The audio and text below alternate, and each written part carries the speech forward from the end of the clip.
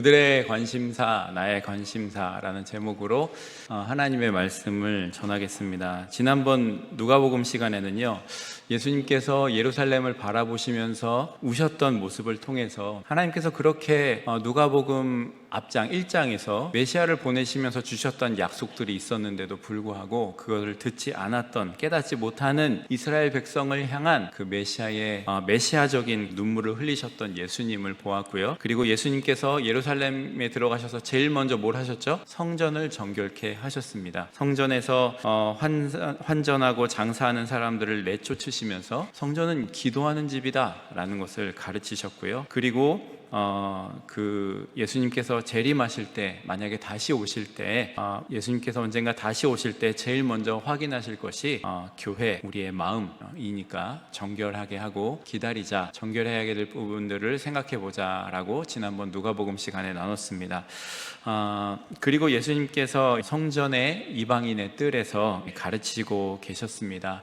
예수님께서는요, 당신의 마지막 남은 시간을 목요일 날 붙잡히시고, 본문이 화요일이거든요. 이제 목요일 날 붙잡히실 때까지 날마다 성전에서 가르치셨습니다. 어떻게 이런 식으로 예배를 드리냐? 그리고 다 뒤집어 온 다음에 꼴도 보기 싫어, 그런 게 아니라 가르치셨다는 거예요. 매일매일 나오셔서 가르치셨어요. 이러한 예수님의 가르침과 성전 정화로 인해서 자신들의 권위가 무너지는 것을 느끼는 사람들이 있었습니다. 바로 대제사장과 서기관들과 장로들이었는데요. 이들이 당시 유대의 최고 기관이었던 산헤드린을 구성하는 멤버들이었습니다. 이 사람들은 자신들이 성전 안에서 장사하는 것들이 잘못된 줄 알고 있었고요. 또 그것이 잘못된 줄 알면서도 성전 안으로까지 들어와서 장사하는 것을 용납했고, 또 불의와 타협했고, 그 가운데 그런 죄 가운데 있었던 터에 예수님께서 그거를 오셔가지고 그냥 다 뒤집어 엎으니까 그들이 유지해왔던 권위, 자신의 영역을 침범당했다고 느꼈고요. 그것을 이대로 당하고 있을 수만은 없겠다, 이런 생각을 이르게 됩니다. 그리고 이 사람들이 아주 적대적이고 위협적인 그런 모습으로 이 일련의 사태들을 바라보면서 예수님을 죽이기로 마음을 모아서 불법적으로 활동하고 있는 현장에 예수님 앞에 다가와서 불법적으로 너희가 하고 있다 하면서 함정 질문으로 예수님께 질문을 하면서 예수님을 죽이려고 하는 질문의 첫 시작을 떼게 되는 것이 말씀에 나오는 부분입니다. 이렇게 예수님께서 가르치시고 있는데 이 사람들이 와서 질문을 합니다. 2절 같이 읽겠습니다. 이 사람들은요, 예수님께 와서 누가 이 권위를 줘서 무슨 권위로 이런 것을 하고 있느냐?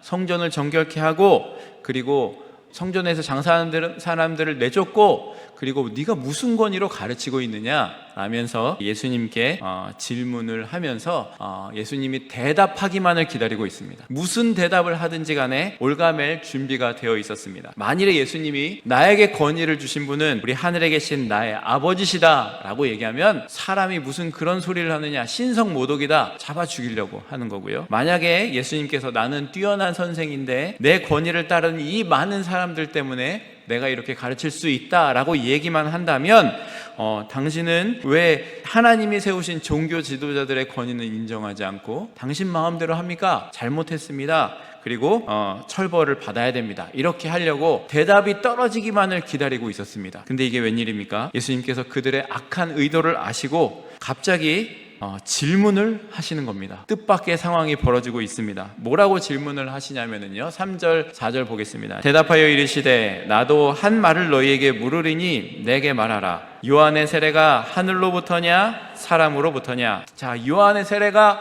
하늘로부터냐 사람으로부터냐? 먼저 대답해봐라 라고 물으시는 겁니다. 자, 대답 대신에 질문을 하는 거는요, 당시에 대답을 회피하는 그런 방법이었다 그래요. 그런데 예수님께서 지금 대답을 회피하시는 게 아니에요. 이 질문을 잘 보면은요, 세례 요한의 권위에 대한 질문을 하고 계시잖아요. 그런데 이 세례 요한에 대한 권위에 대한 질문은 바로 예수님의 권위를 나타내주는 것이기 때문에 이 질문을 하시고 계시는 거예요. 그래서 그들이 이 질문에 대답을 하면 예수님 세례 요한을 통해서 세례 요한이 어떤 사람이었어요? 주의 길을 예비하는 자였잖아요. 그러니까 이 사람이 예비하는 자로 있다가 하나님의 아들의 세례를 받았으니까 세례 요한을 인정하면 어떻게 되는 거죠? 예수님을 인정하게 되는 거죠. 인정할 수밖에 없게 되는 거죠. 그러니까 이 사람들에게 이 대답을 요구하시는 것은 회피가 아니고 본질을 꿰뚫는 질문이었습니다. 요한의 세례는 요한의 사역을 하는 건데, 요한이 진짜 선지자냐 가짜 선지자냐 이런 질문을 예수님께서 도리어 이 종교 지도자들에게 하고 있는 겁니다.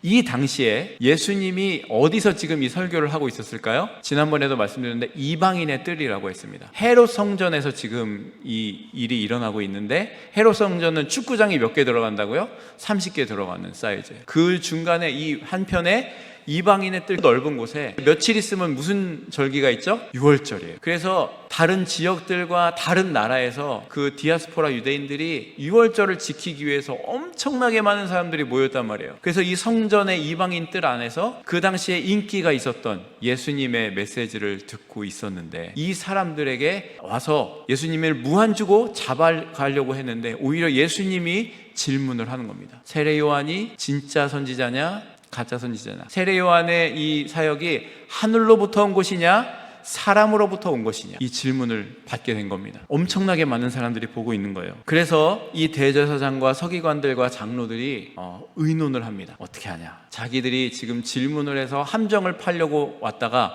도리어 함정에 빠지게 된 겁니다. 이 사람들은 두 가지로 대답을 할 수 있었습니다. 요한이 하늘로부터 왔다고 인정을 하면은 어떻게 되냐면, 요한이 하늘로부터 왔다고 인정을 하든가 사람으로부터 왔다고 인정하게 되는 건데, 하늘로부터 왔다고 인정을 하면 어떻게 되는 거냐면, 왜 그럼 하나님이 보내신 선지자를 믿지 않았냐? 군중들에게 책망을 받을 거고요.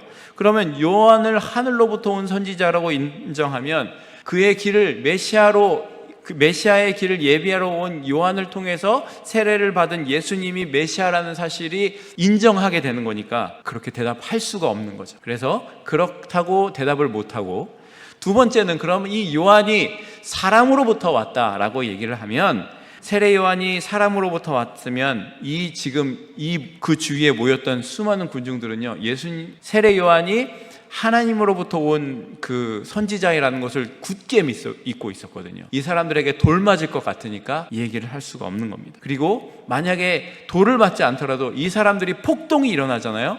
그럼 자신들에게 이 종교적인 권리를 위임해준 로마 정부로부터 이 권리를 빼앗기게 될 것이기 때문에, 폭동이 일어나면 다 빼앗기게 되니까 대답을 할 수가 없는 거예요.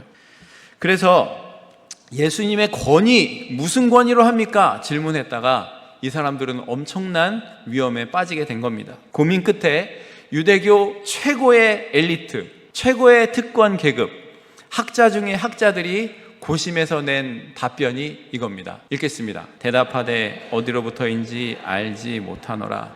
뭐예요? 모른다 라는 겁니다. 모르겠다 라는 겁니다. 자, 이 얘기를 예수님만 들은 게 아니고요, 주위에 유월절을 지키러 온 모든 사람들이 들은 거예요. 어떻게 생각하겠어요? 모른다고?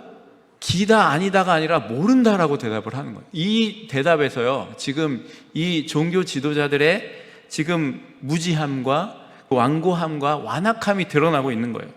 세례 요한을 포함해서 예수님의 권위는 죽어도 인정 못하겠다라는 것이고요, 사람들이 두려워서 그들의 마음속의 대답, 사람으로부터 왔다라고도 대답 못하는 그러한 사람들, 밑바닥을 지금 다 보여준 겁니다. 군중들이 뭐라 그랬어요? 아니, 저거를 저렇게 대답한다고? 저 사람들 진짜 말종이구만, 미천이 다 드러났구만, 이렇게 생각했을 거예요. 이에 예수님께서 이 사람들에게 뭐라고 대답하시냐 하면, 읽겠습니다. 예수께서 이르시되 나도 무슨 권위로 이런 일을 하는지 너희에게 이르지 아니하리라. 그럼 나도 말 안 해 라고 하신 거죠. 다음 주 본문에 예수님께서 비유로 이거에 대한 대답을 하세요. 어쨌든 나도 얘기 안 하겠다라고 이렇게 대답을 하셨습니다. 지금 대제사장들과 서기관들과 장로들은요, 진리를 추구하는 일에 관심이 없어요. 이 질문들을 보면, 대답을 보면 그들의 유일한 관심사는 뭐예요? 지금 그들의 이권과 그들의 체면과 이 모든 것들을 유지하는 게 이 사람들의 유일한 관심사예요. 다 드러났어요. 지금 그게 유대교 지도자라는 이 대제사장과 서기관들과 이 장로들은 그들의 영생을 좌우할 진리와 진실에는 지금 하나도 관심이 없고요, 오로지 자신들의 이권과 자리와 자존심을 지키는 것만 관심이 있는 거예요. 이 땅에서 하나님을 가장 잘 아는 사람들이라고 그런 척했는데 정작 하나님 나타나셨는데 알아보지 못하는 거예요. 영접하기는커녕 오히려 예수님을 죽이려고 했고요. 영원한 것에는 관심 없고 오늘 있다 내일 사라지는 특권과 이권과 한낱 자존심에 온갖 관심을 쏟고 있는 모습을 보여주고 있습니다. 말씀을 통해서 우리가 생각하는 것을 한 가지 나누고 말씀을 정리하려고 합니다.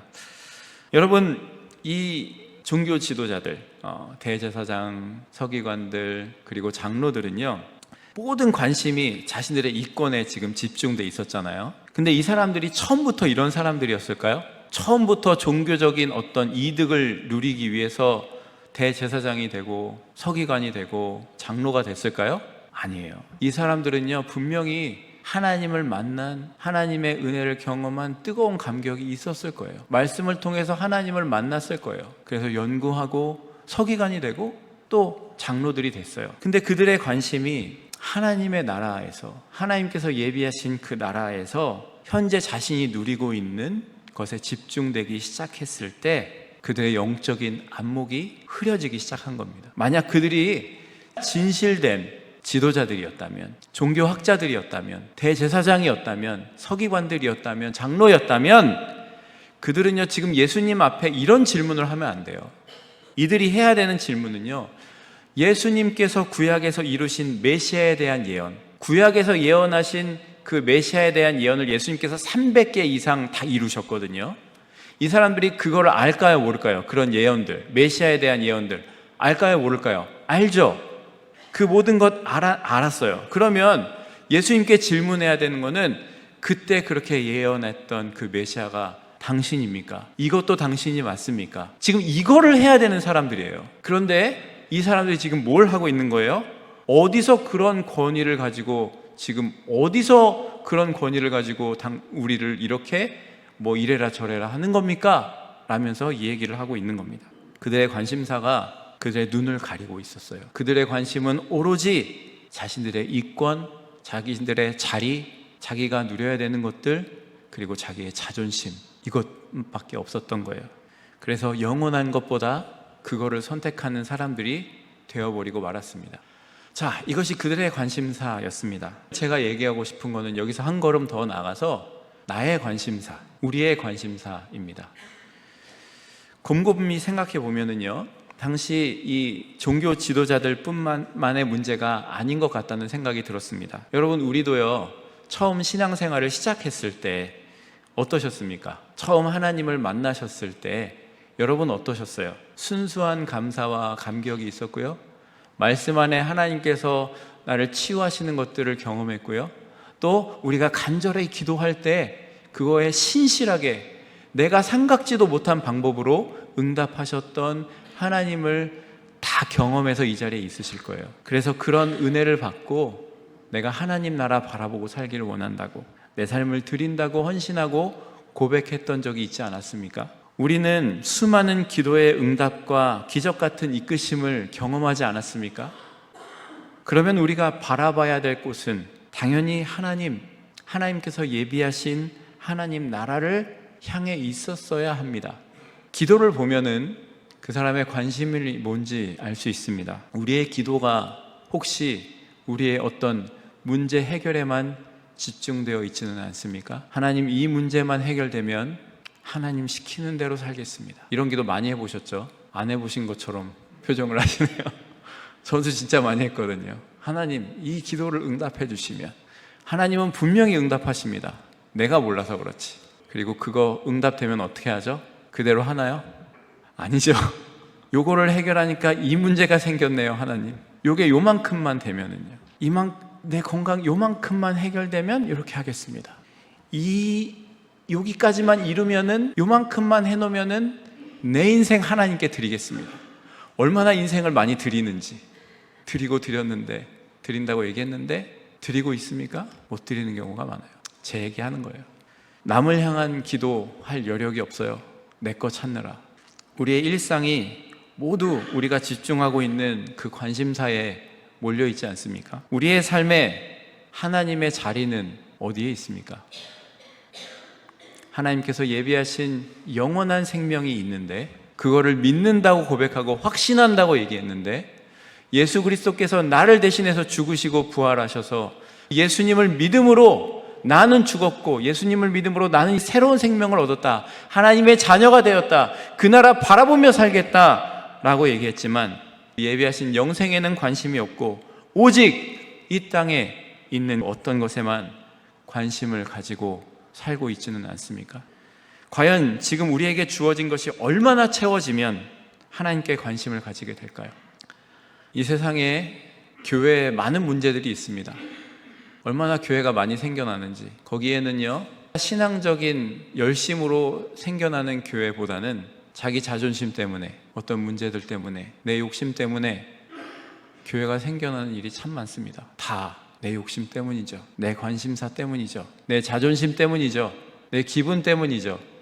얼마나 채워져야 하나님을 향한 관심을 우리가 가지게 될까요? 우리가 집중하고 있는 그 관심사를 한마디로 표현하면은 이렇게 얘기할 수 있을 것 같아요. 뭐예요? 욕심이에요. 그거 아세요? 욕심은 끝이 없습니다. 내가 뭔가를 하나 가지고 싶어 하잖아요. 그거의 끝은 없습니다. 항상 그거보다 조금 더 좋은 게 있어요.